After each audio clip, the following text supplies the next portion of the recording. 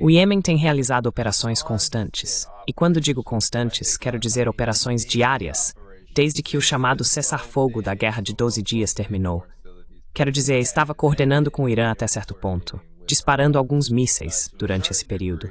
Mas desde então tem sido diariamente. Afundou 2 navios no Mar Vermelho. Além disso, agora, professor Marandi, isso basicamente tem sido Israel. Se olharmos para esta imagem, isso tem sido Israel quase diariamente, por causa do que o Iêmen está fazendo. As sirenes estão constantemente ligadas. O aeroporto Ben Gurion foi alvo de ataques. Claro, o que ouvimos repetidamente de Israel, assim como ouvimos durante a Guerra de 12 Dias, é que esses mísseis nunca conseguem passar.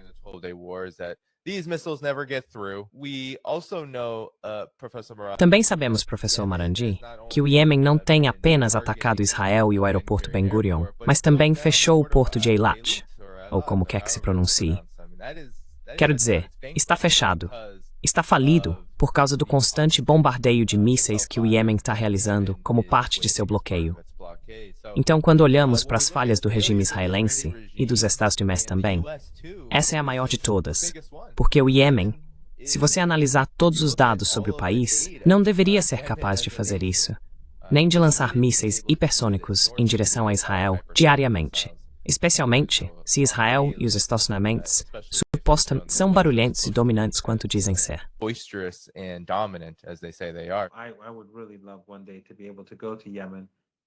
Eu realmente adoraria um dia poder ir ao Iêmen.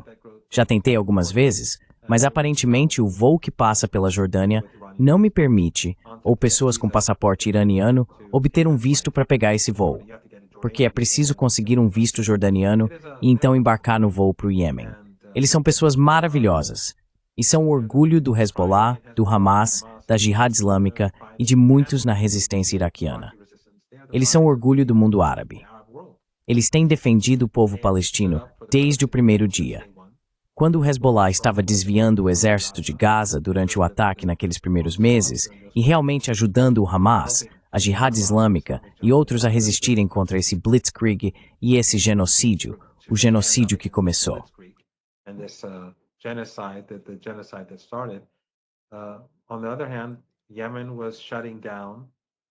Por outro lado, o Iêmen estava interrompendo negócios e comércio com o regime israelense e tornando a vida deles mais difícil.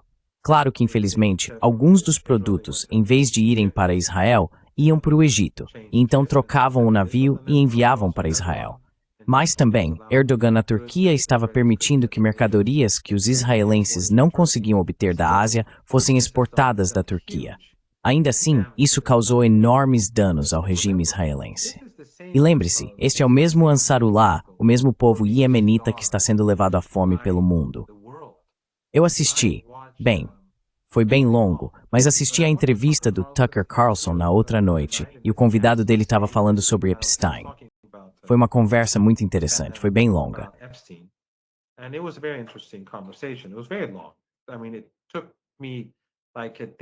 Quer dizer, levei cerca de 1 dia e meio para conseguir ouvir tudo porque não conseguia sentar e escutar. Eu estava dirigindo na maior parte do tempo. Mas enfim, ele estava dizendo que navios de guerra americanos, e ele presenciou isso, ele estava em um navio de guerra americano, entravam no Mar Vermelho e no Oceano Índico e encontravam esses pequenos barcos que transportavam remédios. Numa época em que crianças no Iêmen estavam morrendo de fome e de diarreia, eles encontravam remédios, apenas remédios, e jogavam tudo no mar, os marinheiros americanos. Então, esse é o Iêmen, que foi submetido à fome durante 7 anos pelos americanos, canadenses, australianos, europeus e britânicos. O Ocidente estava faminto e sufocando eles. E os sauditas estavam bombardeando eles. E os emiradenses também estavam bombardeando eles.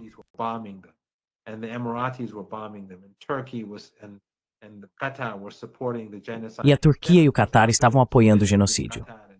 Depois, é claro, após a divisão entre o Catar e a Arábia Saudita e os Emirados, Turquia e Catar se distanciaram do conflito. Mas a questão é que todos estavam tentando destruir esse povo. Todos. E a mídia árabe estava constantemente divulgando propaganda anti-Ansarullah, dizendo que eles eram inimigos do Islã, inimigos do mundo árabe e mercenários do Irã. E todo tipo de ódio era propagado pela Al Jazeera, por milhares de veículos de mídia financiados por esses regimes ricos em petróleo e gás. Não só a Al Arabiya, ou a Sky News Arabic, mas muitos outros veículos. Mas agora, eles são o orgulho do mundo árabe. Então você vê que depois de toda aquela dificuldade, todo aquele sofrimento, toda a morte e o massacre de mulheres e crianças pela fome, eles permanecem firmes.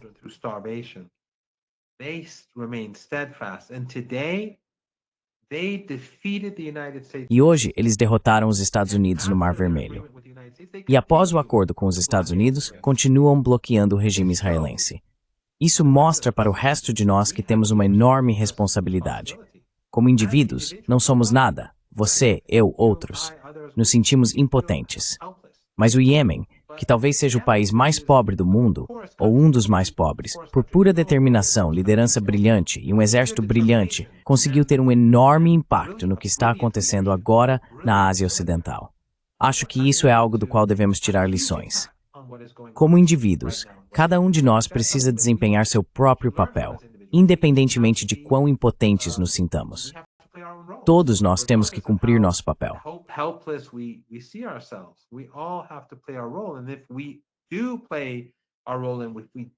E se cumprirmos nosso papel, se assumirmos nossa responsabilidade e apoiarmos a resistência, apoiarmos o povo palestino e nos opormos aos Estados Unidos e aos israelenses, onde quer que estejam, sinceramente, então acredito que o regime israelense terá um fim muito mais rápido.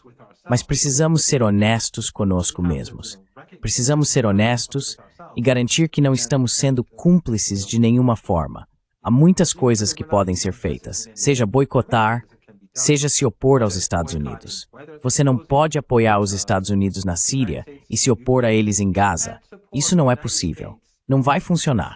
Você não pode apoiar os Estados Unidos no Líbano e se opor a eles em Gaza. Isso não é apenas hipócrita. Isso mostra que essa pessoa não está levando a sério. Mas de qualquer forma, acho que o Iêmen nos ensinou uma grande lição, mas também nos deu esperança, porque mostra, vai contra o que, como era mesmo o Jerusalem Post. Eu não estava lendo para isso.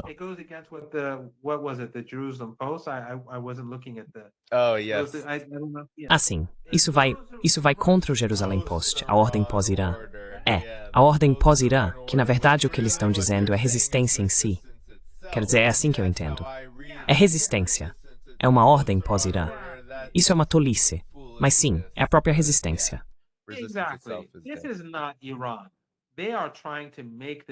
Isso não é o Irã.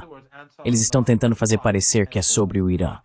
Em outras palavras, Ansar Allah é um proxy, Hezbollah é um proxy, Hamas é um proxy, a Jihad Islâmica é um proxy, a resistência iraquiana, isso é um absurdo.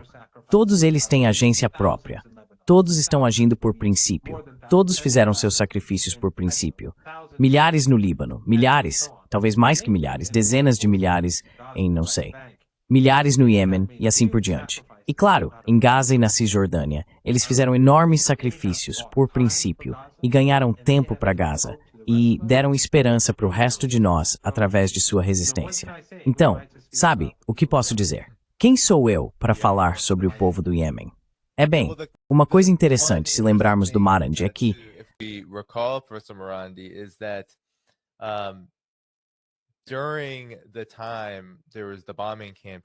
durante a campanha de bombardeios no Iêmen, no início do governo Trump, quando ela terminou, uma das coisas que irritou Israel, e na verdade os apoiadores de Israel, foi que parte da estipulação, o acordo, aquele misterioso chamado Acordo de Cessar-Fogo, que foi negociado com Ansar Allah, que não tem nada escrito, não incluía a suspensão dos ataques contra Israel.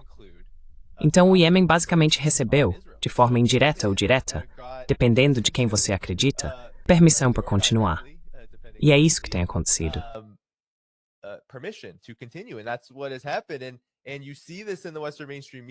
E você vê isso na grande mídia ocidental até hoje. Você vê respostas como esta. Trump declarou vitória contra os Houthis, na luta pelo transporte marítimo no Mar Vermelho. Agora eles estão afundando petroleiros novamente. Mas sempre há um tom, sempre que estamos falando sobre Ansar Allah na mídia israelense ocidental, de que o que aconteceu contra Ansar Allah, a guerra, não foi suficiente.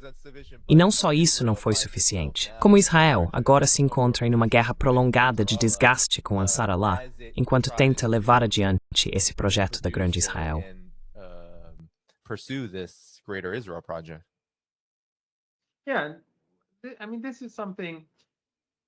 Sim, quero dizer, isso é algo que acho que precisamos ter em mente.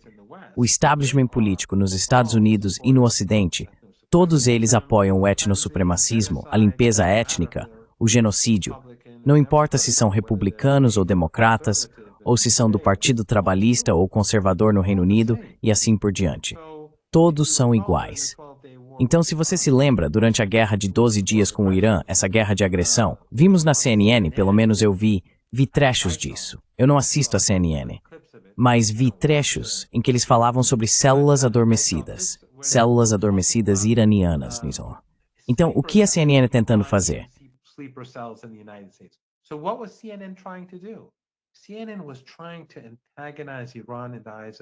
A CNN estava tentando antagonizar o Irã aos olhos dos americanos comuns.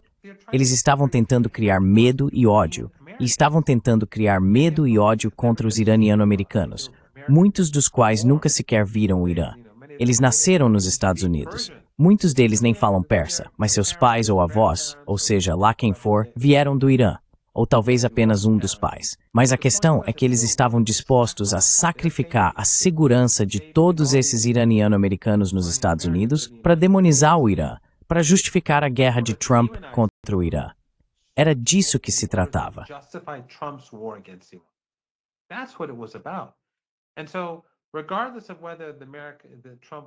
Então, independentemente de Trump ter conseguido ou não danificar os sites nucleares do Irã, de ter causado algum dano real ou não, os opositores de Trump vão promover a narrativa de que o dano que ele disse não foi causado justamente para pressionar por uma guerra.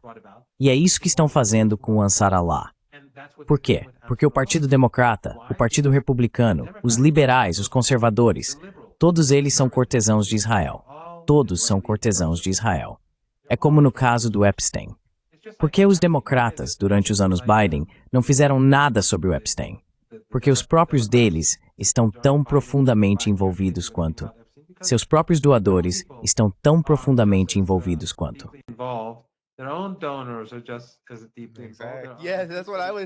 Sim, era exatamente isso que eu estava pensando o tempo todo sobre o Epstein. Quando as pessoas dizem, quando o Trump diz, por que os democratas não lidam com isso? Eles estão tornando isso partidário? É tipo, vamos lá, você sabe que isso não é uma questão partidária. Isso é uma questão bipartidária.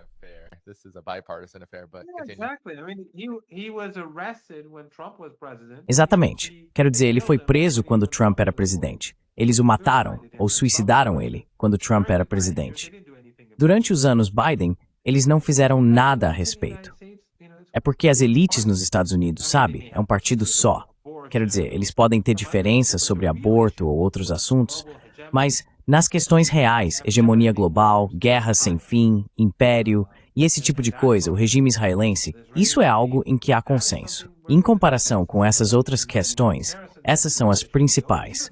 Os milhões de pessoas que estão sendo massacradas, países sendo destruídos e o movimento em massa de população.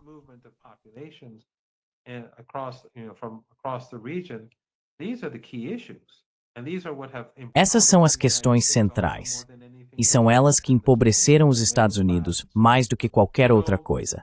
Essas guerras intermináveis, a destruição da classe média e assim por diante. Então, não há diferença entre os dois partidos. Eles vão tentar humilhar Trump em relação ao Iêmen, vão tentar humilhar Trump em relação ao Irã para preparar o terreno para a guerra. A CNN não está se perguntando sobre essas células adormecidas. Eles estavam falando sobre as células adormecidas iranianas algumas semanas atrás. O que aconteceu? Elas realizaram suas operações? Foram presas? Não, porque esse não era o objetivo. Não havia células adormecidas.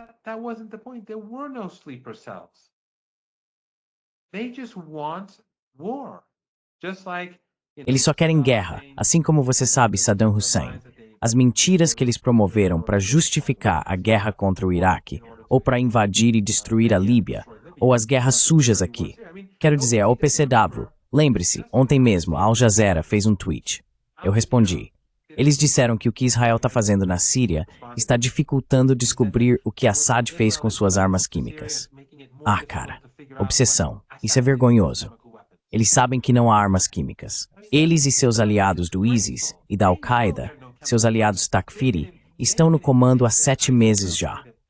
É claro que não há armas químicas. Quero dizer, eles vão tentar encontrar alguma coisa.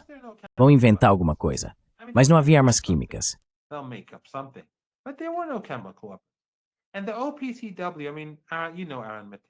E a OPCW, quer dizer, você conhece o Aaron Matei, ele fez muito trabalho sobre isso, assim como vários outros amigos nossos.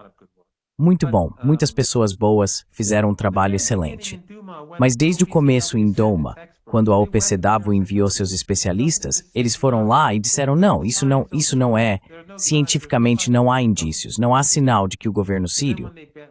E então quando eles voltaram, essas pessoas foram deixadas de lado e outros foram, sabe, um relatório político foi escrito. E quando esses denunciantes apareceram, ninguém disse nada. Porque havia um consenso de que a narrativa era que Assad gaseava seu próprio povo. Então a Al Jazeera, junto com a mídia ocidental, são todos iguais.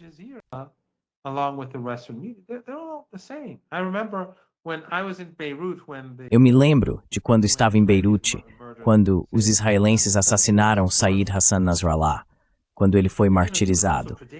E ele também previa o que aconteceria na Síria. Quero dizer, o que estamos vendo hoje na Síria é exatamente o que ele disse que aconteceria. E ele fez o máximo para salvar o povo sírio.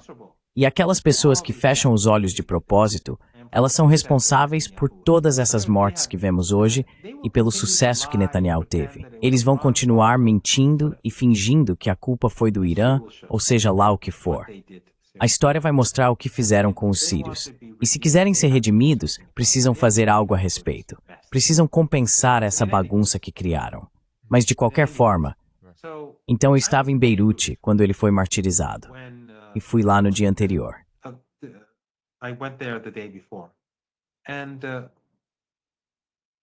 E no dia seguinte, acho que ele foi martirizado. Eu estava... A Al Jazeera me pediu para ser, acho que foi bem, de qualquer forma, por volta dessa época, mas foi depois que ele foi martirizado. A Al Jazeera me pediu para participar do programa de notícias deles. Então, logo antes de mim, eles trouxeram uma repórter para Beirute. E era o início da hora, e ela começou a falar mal do Irã. O Irã é horrível. O Irã viola, quer dizer, eles estão bombardeando Beirute. Eles estão derrubando blocos de apartamentos. Eles estão chamando essas casas de redutos, sabe? Para justificar o massacre de libaneses comuns. E então essa repórter está falando mal do Irã. E quando chegou a minha vez, eu disse, por que a sua repórter está falando sobre o Irã? O que está acontecendo agora é o massacre em Beirute de cidadãos comuns pelo regime israelense.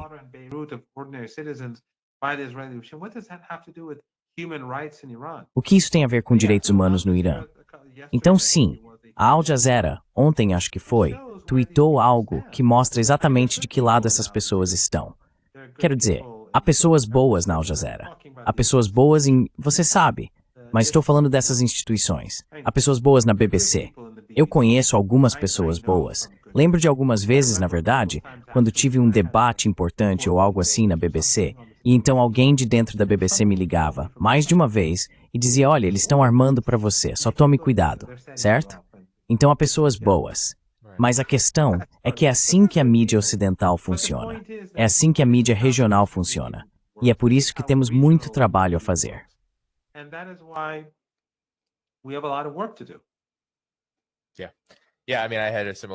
Sim, sim. Quero dizer, tive uma experiência parecida com a Sky News durante a Covid, por volta de 2020, quando a China estava mais em pauta. Fui convidado algumas vezes por alguém que era claramente mais simpático. Ele dizia, sabe, tome cuidado com o que vai acontecer. E então pararam de me convidar. E é mais ou menos isso que acontece quando você diz algo errado.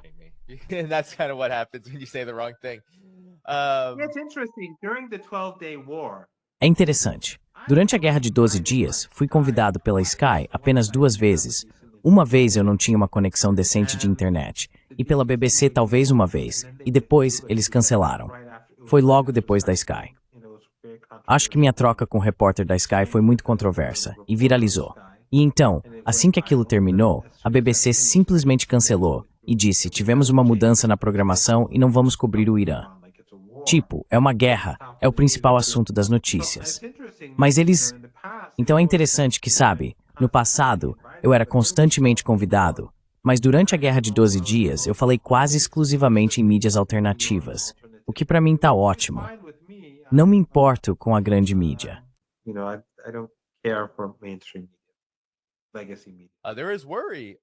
Há preocupação. Não se trata apenas do Iêmen afundando navios ou fechando portos. Trata-se também de tentar usar essa resistência contínua ao regime israelense e, claro, o apoio dos Estados Unidos a ele, para avançar em direção a uma guerra com o Irã. Então o Wall Street Journal relata que o Iêmen, portanto, não é o Ansar Allah. Wei, vapored, and in music was still raised in her wallet. Sim. Irã? Acho que é um erro.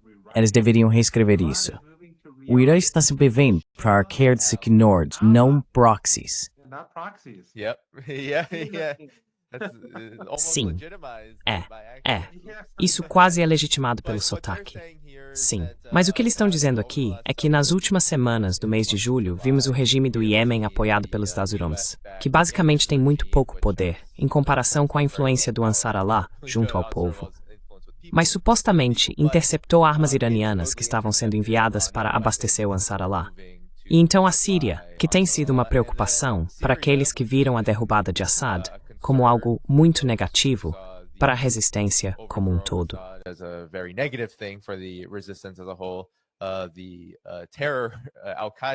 O chamado governo da Al-Qaeda na Síria supostamente interceptou armas do Irã que estavam a caminho do Hezbollah. O que você acha dessa narrativa como um todo? Nunca conseguimos verificar essas coisas, porque tudo isso é apenas boato vindo da inteligência ocidental e da grande mídia ocidental. Mas, ao mesmo tempo, é algo que ouvimos continuamente. E, no entanto, o que ouvimos do lado iemenita, do lado do Ansar Allah, do lado iraniano, do lado da resistência, é que eles estão produzindo suas próprias armas. Eles estão aproveitando o que têm, capacidades indígenas. Então, qual é a sua avaliação sobre isso?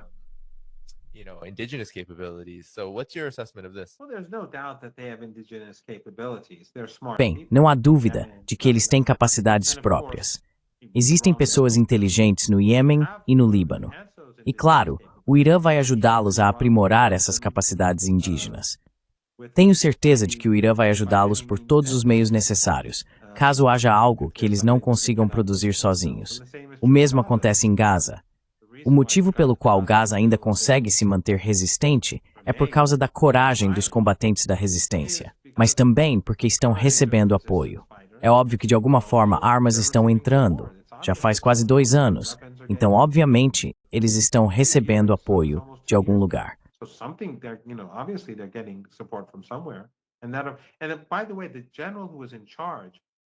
Aliás, o general que estava encarregado de ajudar a resistência em Gaza foi uma das pessoas que foi martirizada pelo regime israelense no primeiro dia. Mas claro, ele já foi substituído e eles continuarão a fornecer apoio. Mas é interessante, aliás, porque esse chamado pós-Irã, que na verdade é pós-resistência, não é sobre o Irã. Isso é muito maior do que o Irã. O eixo da resistência, o Iêmen, é um parceiro igualitário. É o Hezbollah, o Hamas, a Jihad Islâmica e a resistência iraquiana. Todos estão juntos nisso. Então, essa era pós-resistência, aparentemente, não é algo com que o Wall Street Journal concorde totalmente. E eles podem dizer que interceptaram seja lá o que for. Quem sabe? Como você disse, não podemos verificar o que eles dizem.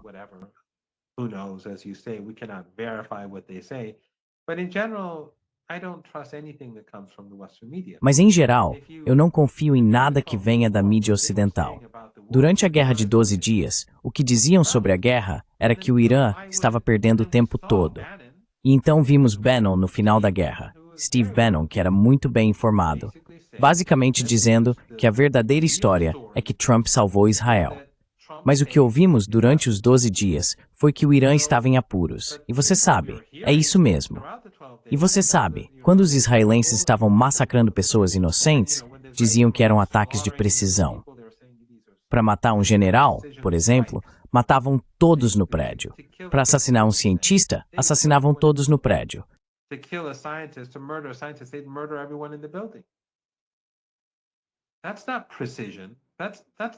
Isso não é precisão. Isso não é nem.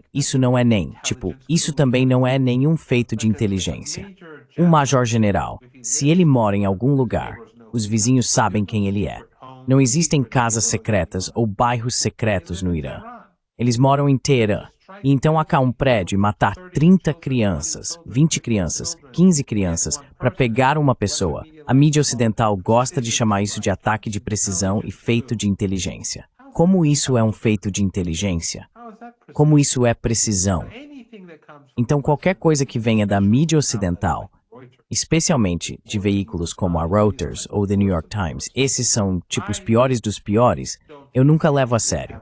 E às vezes, sabe, quando surge alguma coisa e as pessoas me mandam mensagens preocupadas, eu geralmente digo, olha, se for da Reuters, só esquece.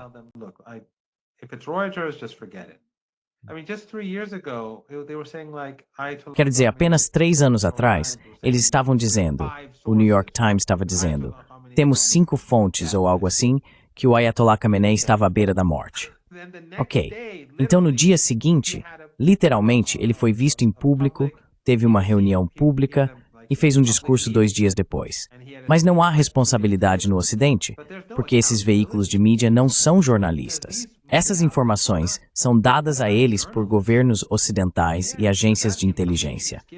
Eles dizem, divulguem isso, precisamos que vocês digam isso, estamos realizando, sabe?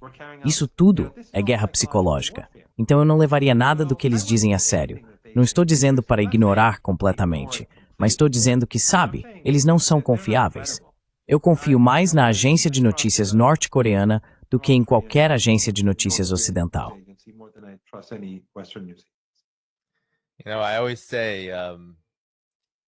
Sabe, eu sempre digo, se a grande mídia ocidental, se a mídia israelense, às vezes a mídia israelense pode ser quase hilariamente sincera em certos aspectos, justamente por causa da arrogância.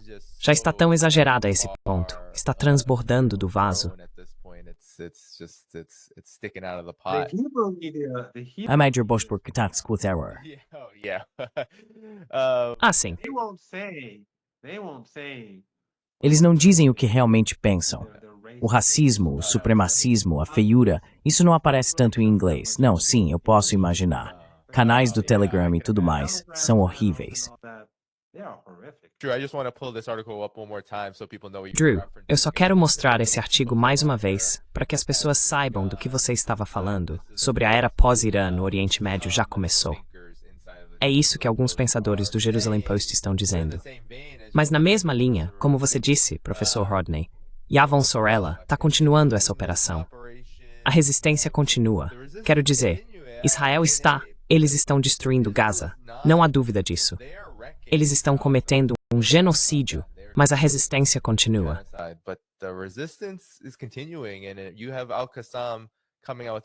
E você tem o Al-Qassam fazendo declarações, dizendo que eles estão se mantendo firmes em garantir que qualquer tipo de acordo que aconteça, cessação das hostilidades, seja lá o que for que aconteça ali, não seja apenas completo, mas claro que possa ser responsabilizado, o que eu não acho que seja uma possibilidade. Para ser honesto, neste momento não há como responsabilizar Israel.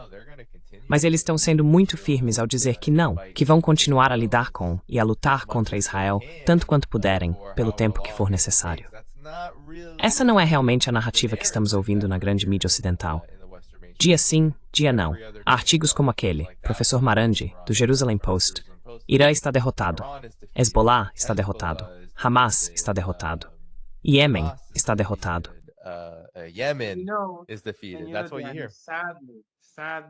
É isso que você ouve. Infelizmente, aqueles que antagonizam o Irã, e alguns deles fingem ser apoiadores da Palestina, como eu disse, são influenciados pela ideologia takfiri. Mesmo que eles não se considerem salafistas, wahhabistas, takfiris, ou seguidores de Ibn Taymiyyah ou Muhammad bin Abdul Wahhab, ainda assim são influenciados por isso.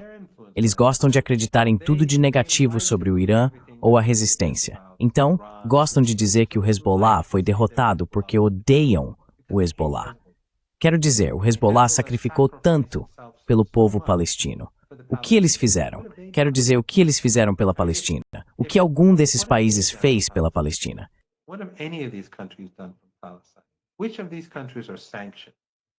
Quais desses países foram sancionados? Quais desses países foram punidos pelos Estados Unidos? Nenhum deles. Qual deles pagou algum preço? E eles sempre arrumam essas desculpas. Um dia dizem, bem, não, nos bastidores o Irã está fazendo um acordo. Ok, agora o Irã foi bombardeado. E agora, qual é a narrativa? Então é sempre algo negativo. Eles vão dizer que a resistência foi derrotada. Eu me lembro que depois do cessar-fogo, essas pessoas falavam com tanto desprezo do Hezbollah e se vangloriavam de que aos olhos deles o Hezbollah havia sido derrotado.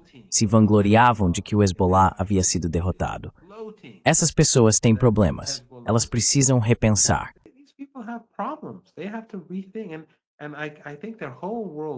E eu acho que toda a visão de mundo deles tem um problema. Eles precisam olhar profundamente para dentro de si mesmos e pensar sobre o que há de errado dentro deles para pensarem e agirem dessa forma e para demonstrarem tanto ódio, um ódio tão irracional. Por que eles temem tanto o Irã? Por que eles temem tanto a resistência? A resistência, tudo o que ela fez foi manter o nome da Palestina vivo. Ninguém mais fez isso. E, aliás, quando falei sobre a Bósnia, também foi o Hezbollah que foi para a Bósnia. E o Hezbollah foi para o Iêmen para ajudar. Pelo que estamos ouvindo, não tenho acesso a esse tipo de coisa, mas o Hezbollah mostrou imagens de seus mártires que estiveram anteriormente no Iêmen. Então eles ajudaram a fortalecer a resistência no Iêmen.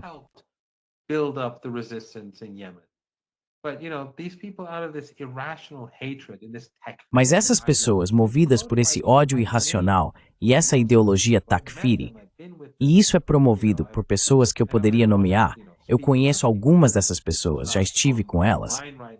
Não quero falar de ninguém que não esteja online agora para se defender. Mas o ponto é que elas fazem parte dessa narrativa. Elas contribuem para a narrativa ocidental. Elas contribuem para a narrativa anti-resistência. Estão constantemente atacando o Irã e o Hezbollah. Mas Abu Obeida continua agradecendo ao Irã, ao Iêmen e ao Hezbollah. E eles fingem que não ouvem isso. Ele não agradeceu a ninguém além dessas entidades, mas eles fingem que não ouvem isso. Por quê? Porque estão presos nessa visão de mundo muito estranha que eles têm. Very strange worldview that they have.